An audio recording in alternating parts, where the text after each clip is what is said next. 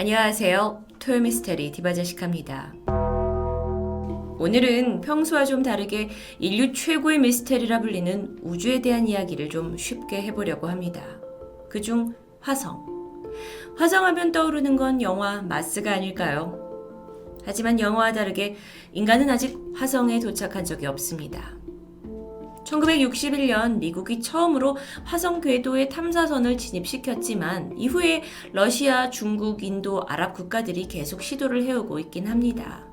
하지만 발사가 실패했고 통신이 두절되고 장치 결함을 보이면서 계속 실패하다가 그로부터 14년이 지난 1975년에서야 제대로 된 화성 착륙에 성공했을 뿐이었죠. 그리고 그로부터 다시 22년이 지난 1997년에 이동식 탐사 로봇이 도착하면서 우리는 화성이 어떤 환경을 가졌는지 서서히 알 수 있게 됐는데요. 이만큼 화성은 우리에게서 너무도 먼 존재입니다. 그런데 2020년 5월 30일, 얼마 전이죠. 미국 플로리다주에서 엄청난 발사음이 터졌고 트럼프 대통령이 믿을 수 없다면서 박수를 치고 있었습니다. 반신반의하던 사람들도 인류 역사에 기록될 날을 축하하고 있었는데요. 이날은 미 항공우주국 나사가 아닌 민간 항공기업 스페이스X가 최초로 사람 2명을 실어서 띄어올린 유인 우주선 발사가 성공한 날입니다. 여러분, 이 최첨단 우주 연구를 담당한다는 나사조차도 사람을 태워서 우주로 보낸 게 9년 만이었어요.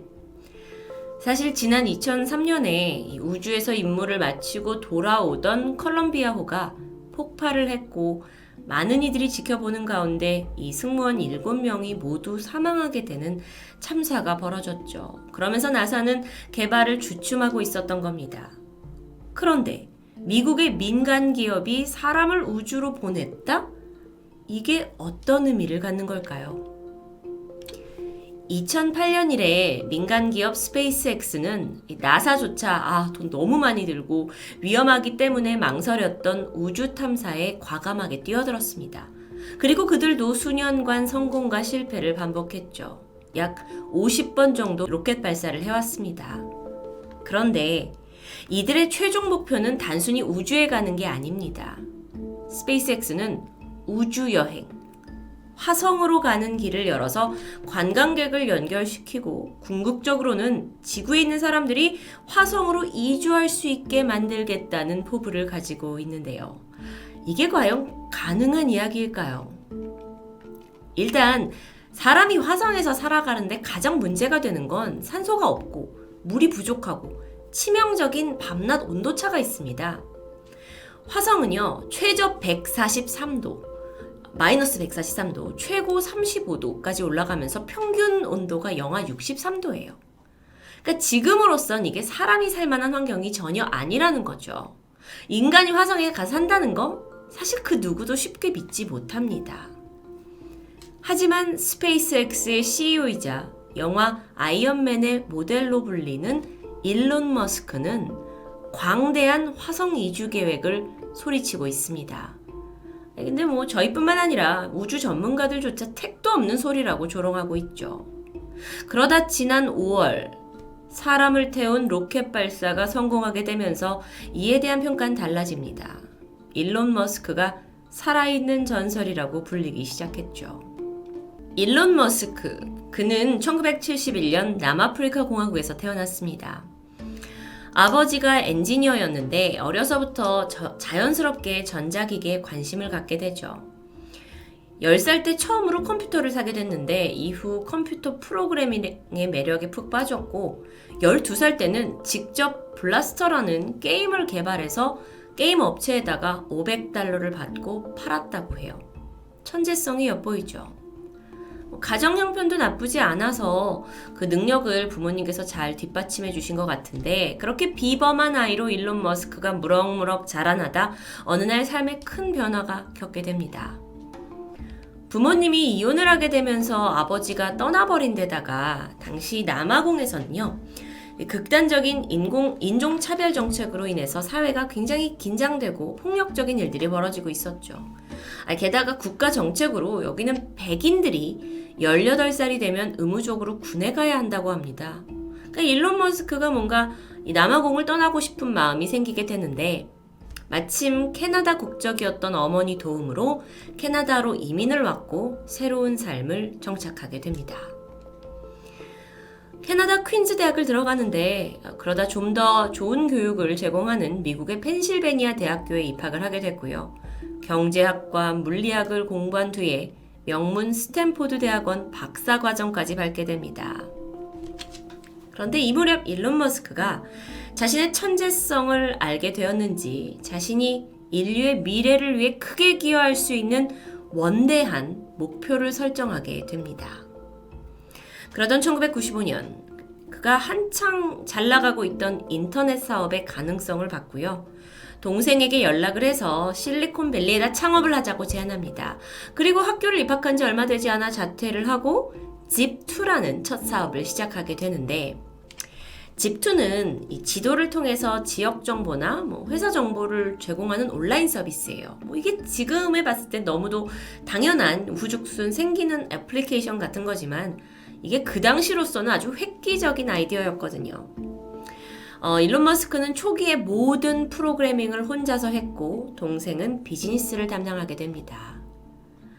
사업에 대한 꿈을 키워가면서 투자가들을 찾아가 설득시켰고 점차 자금을 모으면서 회사 몸집이 커져갔죠. 결국 창업 4년 만에 3억 700만 달러의 회사를 매각할 수 있었습니다.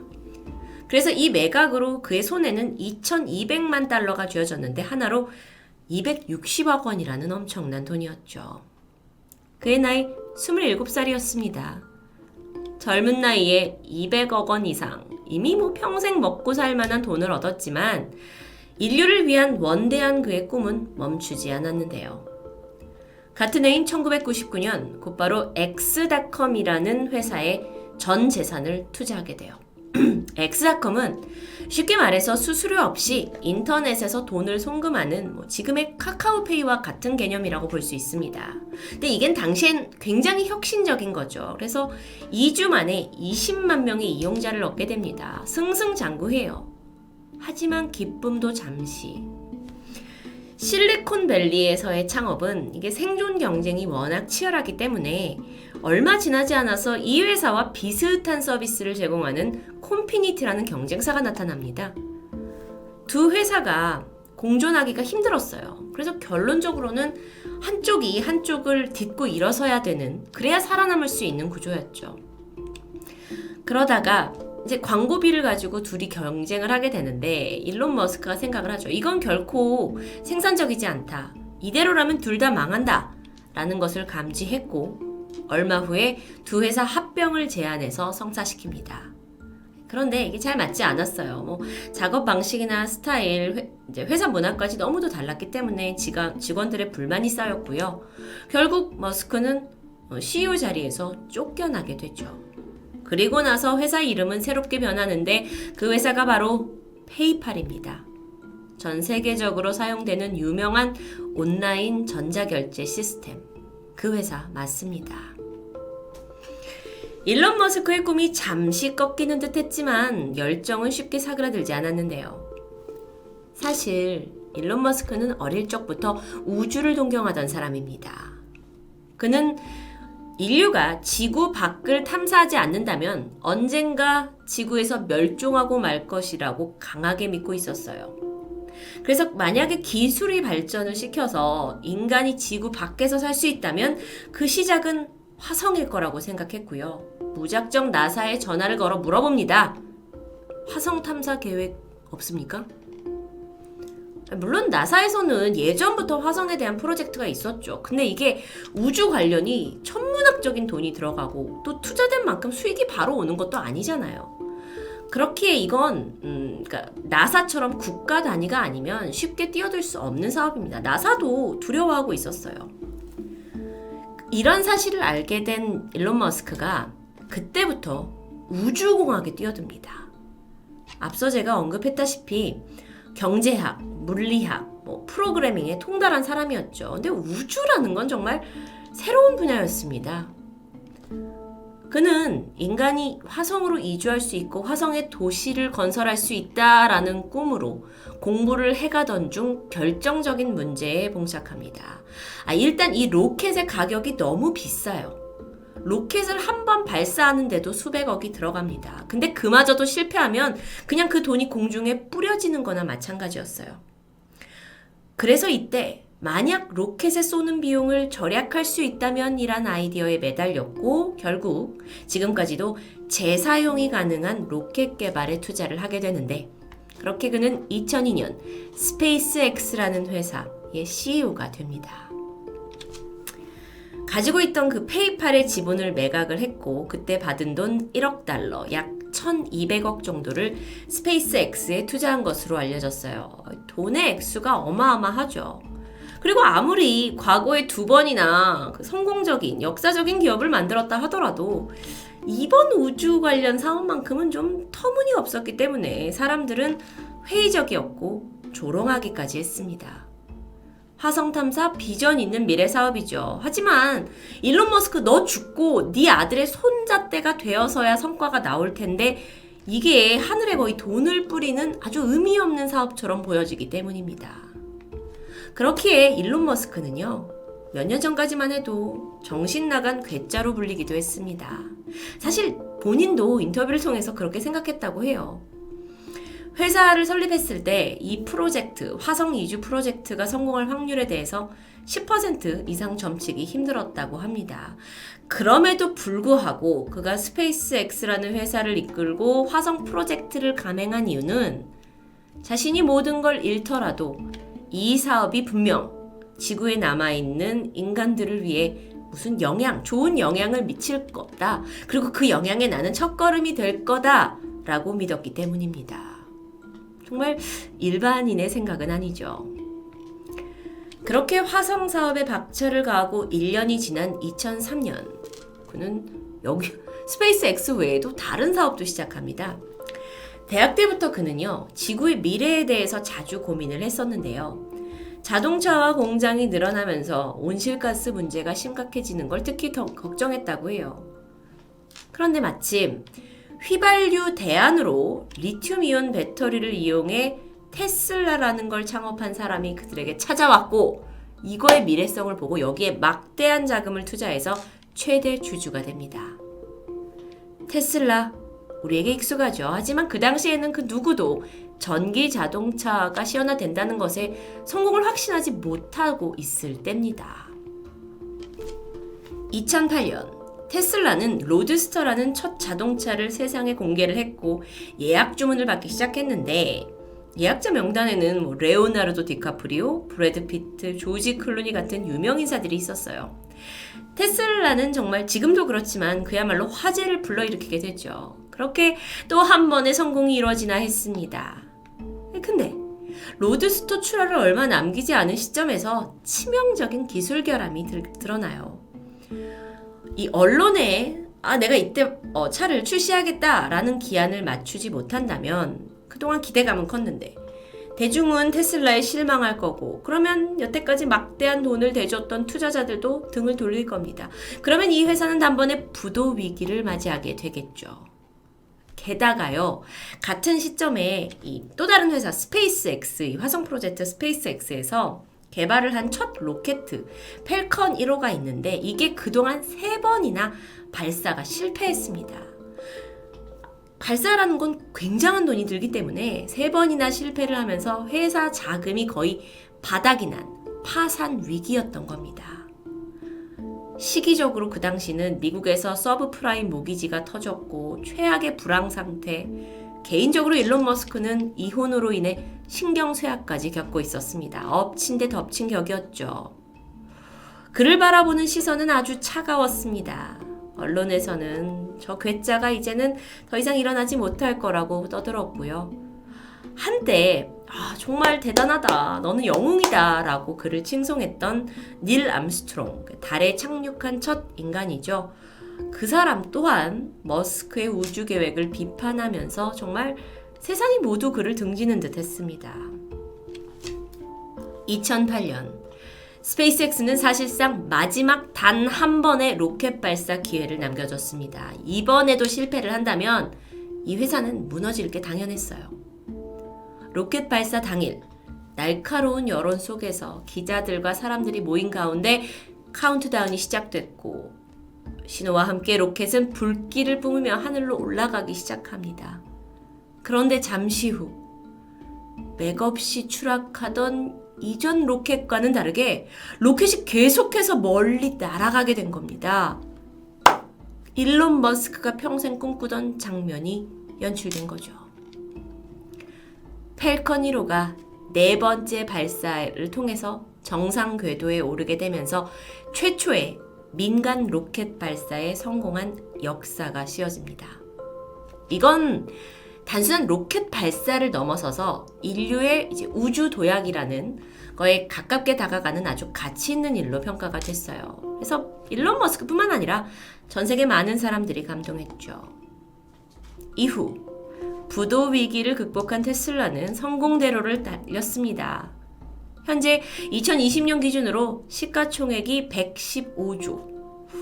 스페이스X는 2020년 인류 최초로 민간 항공 기업이 사람을 태운 우주선을 쏘아 올리는 기록을 경신하면서 정말 일론 머스크가 꿈꿨던 우주여행, 화성 이주의 시대가 다가오고 있음을 느끼게 했습니다.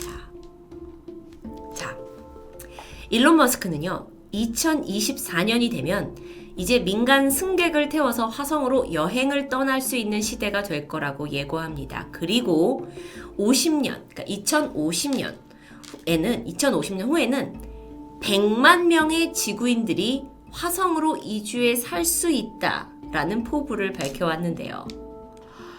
자, 일론 머스크가 얼마나 대단한 사람인지는 제가 침이 마르도록 지금 말씀을 드렸지만 아니 이동은 가능한다 쳐. 근데 화성이 온도나 환경에 있어서 우리가 살 수 있는 환경일까요? 이에 대해서 머스크가 내놓은 것들이 있습니다. 사진처럼 이렇게 투명한 돔 형태의 도시를 만들어서 그 안에 인간이 살 수 있는 환경을 조성한다는 거죠. 화성에 이 대기 중에 이산화탄소가 많은데 이걸 압축하는 방법, 토양에 작물을 재배하기 위해 질소를 공급하는 방법, 화성에 이제 얼음이 있는데 이 얼음으로부터 물을 만들어내는 장치 같은 걸 언급합니다. 실질적이긴 하죠. 또한 화성 극지방에 얼어붙은 이산화탄소에 핵을 떨어뜨려서 녹이자는 아이디어도 있었지만 현실화는 잘 모르겠습니다. 화성을 사람이 살 수 있는 도시로 만드는 구체적인 방법을 제시하는 건 어쩌면 우리가 일론 머스크와 스페이스X에게 걸고 있는 기대이기도 합니다. 사실 허풍쟁이 완전 미친 사업가처럼 느껴졌던 일론 머스크인데 지난 과거의 그의 성적들을 보면 내뱉은 말이 현실화되고 있었거든요. 그러니까 점점 그에 대한 평가가 긍정적이게 변하고 있습니다. 게다가 몇 달 전 그 로켓 발사가 성공을 하게 되면서 화성 여행 왠지 가능성 있게 들리죠. 좀 더 구체적인 발표도 있었습니다. 그러니까 지난 5월달 거 다음에는 7인승 로켓이 발사될 거고요. 그렇게 점차 여행객을 늘려간다고 하는데 2050년까지 지금 개발 중인 스타쉽 우주선 이거 1000대를 만들어가지고 한 번에 10만 명씩 화성으로 운송한다는 아주 구체적인 계획이 있었습니다. 저는 정말 이 얘기를 들으면서 어렸을 적 읽었던 무슨 공상과학 소설 같은 그때 읽더라도 전혀 이건 실현이 가능할 것 같지 않은데 라는 생각이 드는데 이게 일론 머스크가 계속 이야기를 해내고 성과를 내고 있다 보니까 저도 이게 갸우뚱하면서도 가능할 것 같다라는 어떤 설레임이 있었습니다. 하루의 여행 비용은 그럼 얼마나 들까요? 약 50만 달러, 하나로 6억으로 추정이 됩니다. 물론 이건 추정 금액입니다. 일주일이면 42억 정도가 되겠죠. 하지만 아시다시피 일주일 만에 화성을 다녀올 수 있을지 모르겠습니다.